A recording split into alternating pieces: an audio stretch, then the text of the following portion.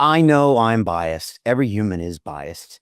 But then I also know when I try to look at something objectively, I'm like, look, Alex is a lot of things. He's got some crazy ideas. But also, if you look at his track record, he's also got quite a pretty good record of predicting things that, would happen many years before or calling things out before they ever happened. And I just don't think he ever gets a fair shake on those kind of woke or left leaning places like Wiki and some of the others. So yeah, I'm kind of looking at that fairness. You know, look, I know you have some thoughts on how we can turn Wikipedia around, and I really want to get into that. But I was literally yesterday, Larry, talking with my 22-year-old daughter who's going to school in Boston, and she was over here visiting me. And Wikipedia came up. I'm not exactly sure how, and I brought up the Grokpedia. Now, of course, I'm a little biased, okay, because I've been censored, and I guess I am probably right leaning, and I'm definitely freedom of speech leaning. And I'm suspicious of kind of a lot of the things that happened, especially the censorship on the internet, et cetera. And so I said, well, Wikipedia, it's AI based, it's it's clearly neutral, which I know objectively that's not true either. And my daughter, who's, look, she goes to an institution of higher learning in America, so it's filled with probably left-leaning views. She went off on Elon Musk on one, and I'm just trying to listen a little bit more than anything. And so I'm curious, what do you think of a Grokpedia? And I think you put out an article on that, which I kind of read through. And then what do you think of also the concept of that, where people are kind of trusting an AI to tell them the truth? This kind of goes back to my opening. You know, is truth possible in a digital information age? So I'm kind of impressed by Grokpedia. Wikipedia should watch out.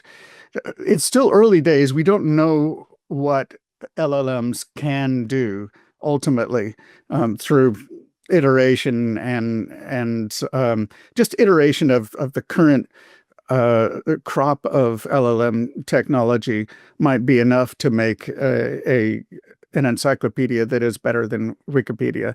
But let me get into some of the details. So when I looked at the article about myself, a subject that I know quite a bit about, more than the Grokpedia or Wikipedia, I was pleasantly surprised to find a lot of facts that were not even in Wikipedia, that had been essentially left out.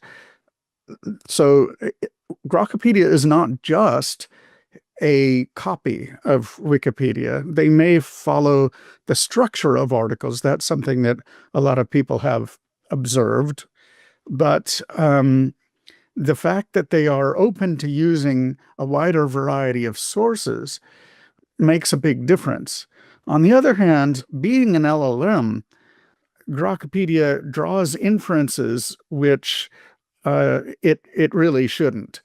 So because there is in an LLM, artificial intelligence mind, a connection between science and a religious unbelief, apparently, the fact that my father was a marine biologist.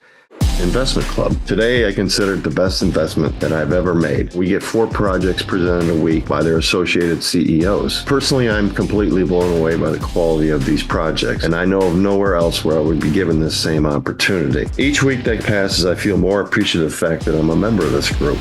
The vibe was just tremendous. Everybody's on the same wavelength. We just clicked. Everybody listened to each other, enjoyed their company. It was just magical, magical. Take action. Don't take my word for it. Due diligence you need to do. And I really hope that someday down the road I see you in the club. It far exceeded expectations, without question.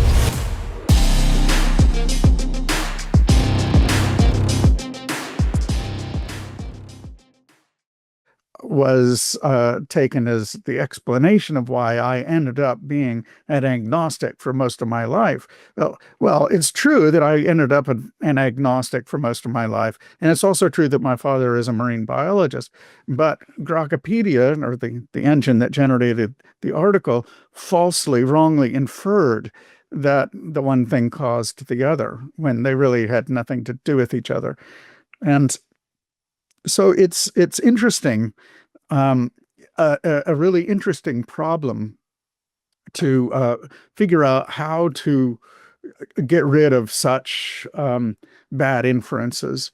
There's a lot of problems right now. It is still early days. They didn't even go through the article enough times to catch all of the repetition. There's like 3 different introductions to my PhD dissertation in the article, just for example. So I've looked at a number of other articles, and that seems to be par for the course. The articles on Grokpedia are as well written as could be expected from an LLM. So they have a slightly predictable, slightly turgid, long-winded style. It's readable enough, but you wouldn't want to read through the whole thing. It would be quite a chore. But then that's also true of Wikipedia. So it's not really doing worse than Wikipedia in that respect. But I will say this, they've grown already by their own account. I don't know if it's really true, from 800,000 articles to 1.8 million articles, which I can tell you is quite an achievement. Obviously, they've put some very talented people to work on the project. So, given Elon Musk's track record, it's not surprising at all.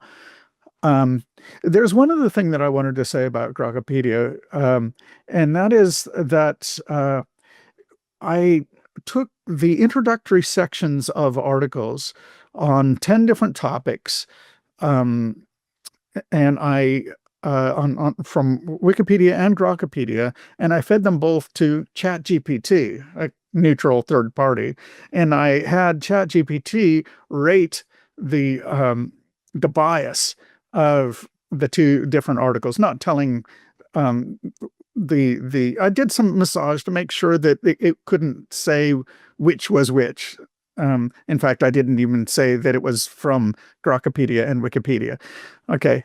On average, the bottom line is the Grokpedia articles were considerably more neutral than the Wikipedia articles. Now, these are political hot button topics where the Wikipedia articles are all very much biased. And Grokpedia, in a couple of cases, took the opposite tack, essentially, and was biased in the opposite direction. But for the most part, it was simply less biased. Perhaps we should talk a little bit about the very idea of neutrality versus objectivity. That's something that's a hobby horse of mine that I like to talk about. It's actually relevant today, I think. To continue watching the rest of the episode for free, visit our website londonreal.tv or click the link in the description below. Hi, it's Brian Rose from London Real. You probably know that we've just recently been re-platformed on YouTube after 25 months completely in the dark. The truth is, I really need your help. What I really need you to do is click on that subscribe button right now, like this video, and maybe even leave a comment or share the link with friends. We're really fighting against an algorithm that's tried to keep us quiet for so long. And the more subscribers we have, the more people watch our content, the better guests we can bring you, the better content, and we can continue transforming lives. We've been doing this for 14 years now. I want to do this for another 14 years, but I really need your help. So click on that subscribe button, like the video, leave a comment, share this, and we're going to continue to bring you more and more great content. Thank you.